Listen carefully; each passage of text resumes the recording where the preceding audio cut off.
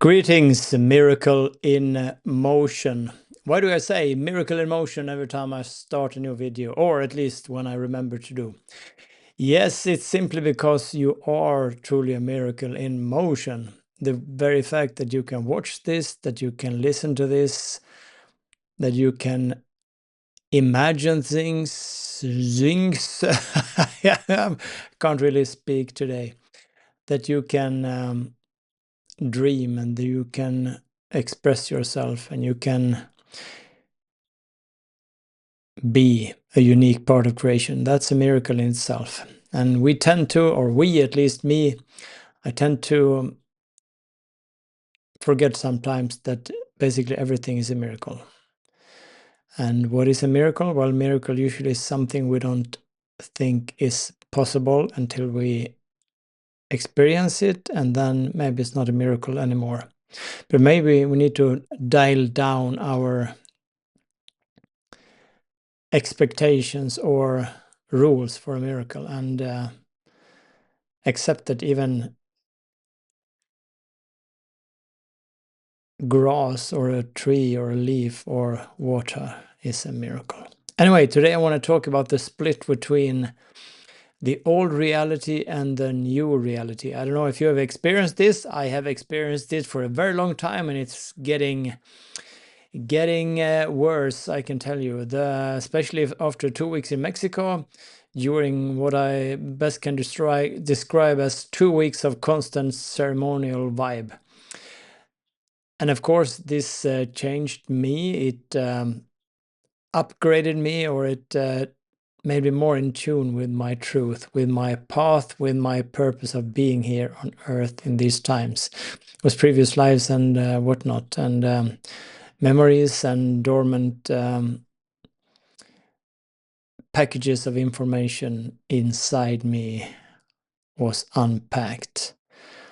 I think that's how it is, really. We may download information, or we may have stored information in our cells, in our DNA, and then when we reach a certain vibration, a certain level of frequency, we unlock more and more information, more and more books in our personal interdimensional library.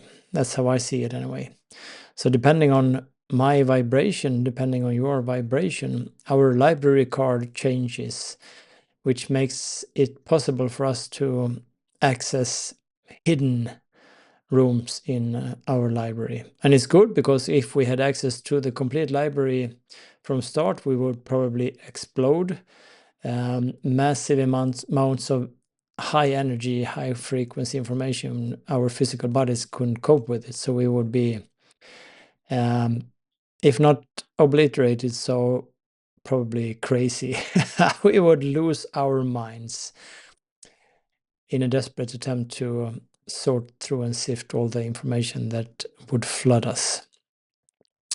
So, in my interpretation, in my current view of the world and creation and my existence, is that I, through my journey, through my adventure with my queen, my partner in Mexico, I changed my vibration and I gained access to more rooms, more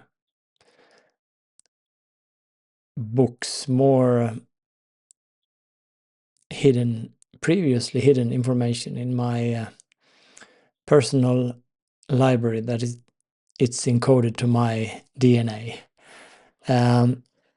Of course, this makes the split between the old reality, the old crumbling reality, the old stiff reality that is trapped in a frequency lock in a way, because it's not really changing. It's degenerative. It's not life-giving. It takes more life than it gives. And I realized it takes more and more energy from me to be and exist in the old reality.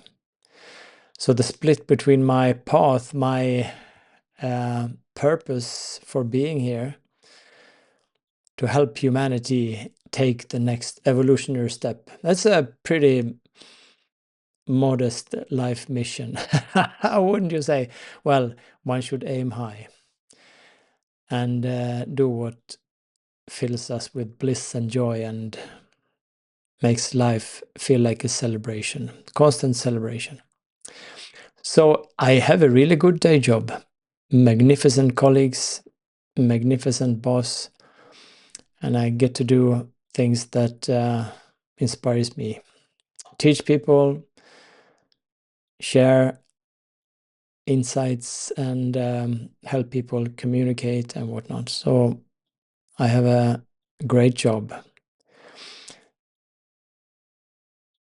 And still I feel this split between what I'm here to do and what I'm doing. And today I had this day of, I was worried, I was feeling powerless, I was feeling frustrated. I was thinking, come on, how long am I supposed to be in two worlds? And then, of course, through surrender is I've said it before, is my favorite life hack, or whatever you might call it. Because if I feel something, I don't resist it, I don't define it, I don't try to redirect it or suppress it. I feel it, I feel it, I feel it. I open up to it, I try to feel even more of it. And then eventually, after having surrendered all these uncomfortable emotions, it's like I got this metaphor. If you have an old wound that is covered in pus and whatnot, sometimes you need to open an old wound so it can be flushed pure. So love can flush it clean, and then it can heal. And why did I get this? Probably because many emotions, many feelings is due to some old memories, some old trapped energy bits in my system. Not always, sometimes we just feel uncomfortable. It doesn't have to do with the trauma. If I walk on glass, it's uncomfortable. It doesn't have to do with anything with any trauma. It's just uncomfortable. It's a sign I should probably take another path. Anyway, after having surrendered to all these emotions, I was yet again reminded that everything happens when it's supposed to happen. And if you're in a situation that feels tight and tighter, it's like being in the womb. I prepared a little image. It's like being the fetus in a womb. Of course, you don't know what's going to happen. You have no idea that there's another world. Now, we as awakening ones, we can sense the new world or sense there's something coming. But yet, we only know the old reality, even if we can sense and feel the new. And then, of course, there comes a time for this fetus when it has outgrown the womb. But it can't leave the womb too early, because then usually the fetus dies. So the pressure, the timing is precise. Everything happens exactly when it should. Not too soon, not too late. It happens when it's supposed to happen. And another natural guide is the butterfly. Like I said in another video, the caterpillar doesn't know it's going to be a butterfly. One day it's simply, okay, it's time to make a cocoon. I don't know why, but I'm supposed to make a cocoon. So I make a cocoon, and then I stay in there, and I resist the transmutation because I don't know what's coming. But then eventually, inside the cocoon, the caterpillar turns into butterfly. And then at the exact right time, the butterfly breaks free from the cocoon. And the thing is, this resistance, this effort needed to break free from the cocoon is needed for the butterfly. Because I read a story somewhere, there was someone who wanted to help a butterfly. Oh, poor butterfly, I need to help it break the cocoon.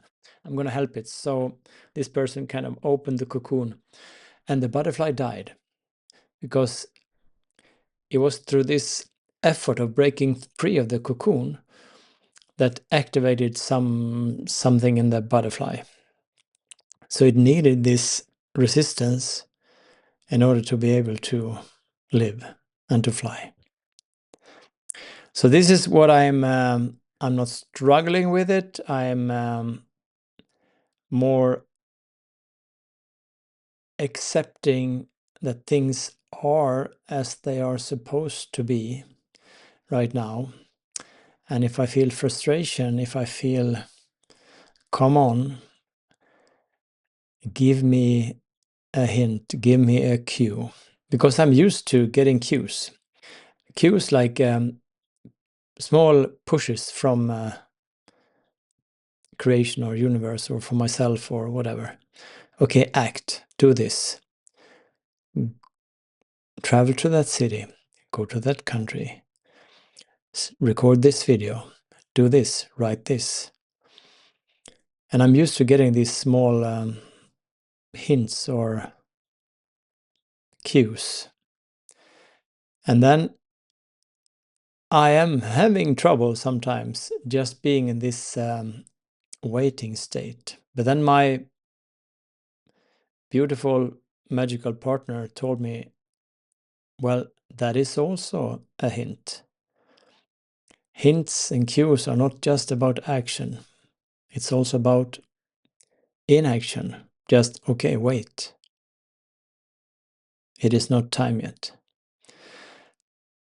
And another metaphor I have used many times, and I remind myself about it, is that if you're driving on the highway, and you really, really want to take the exit, you know there's an exit, and you are getting fed up with driving on the highway because you want to take the exit.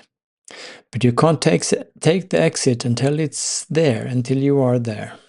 You and the exit has to converge, because if you try to take the exit too soon, you will simply drive off the road. And if you miss the exit, well, then you have to maybe drive for miles before you can turn around and take the exit again. So if we are too active, if we are not attentive, if we are not aware, we may miss the exit. If we are too eager, we may act too soon. If we are not relaxed and attentive, we may miss the exit. So there's the magic in this song, my favorite song, Dooby Dooby Doo. We should do, but we have to be in between the doing. Doing and being in a magical dance is what is most effective and most creative, it seems. And all the scientists, men and women, got their ideas when they were doing something completely different from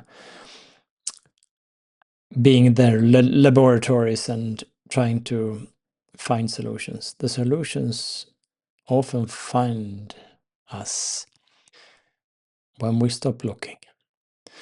And that's something I have come to realize more and more, is when I totally surrender or give up. Okay, I don't, no more. I just, no, I let this go. Then things happened. And I read something beautiful. I think it was Rumi, the poet. And it doesn't matter if you're religious or not. But there was this person who said, okay, God, I give up. I'm through. I'm too tired. I can't do this anymore. And then God said, perfect. Now I can get to work. And if you call it God or Wakantanka or Hunabku or whatever. But it seems the greatest hindrance in our journey is ourselves. At least that's how it is for me. I am my greatest obstacle. My old ideas, my old thoughts, my whatever it may be that I cling on to for safety or for some unknown reason. Anyway, some personal ramblings again about this split between the old reality, the old crumbling reality. Forces are desperately trying to keep this reality alive, and it can only be alive through the energy from massive amounts of people being worried, being frustrating, being hateful, being aggressive. And that's really a good thing, because it's not self-sustainable. It can't exist on its own. There's a difference between force. This old reality uses force to stay in manifestation.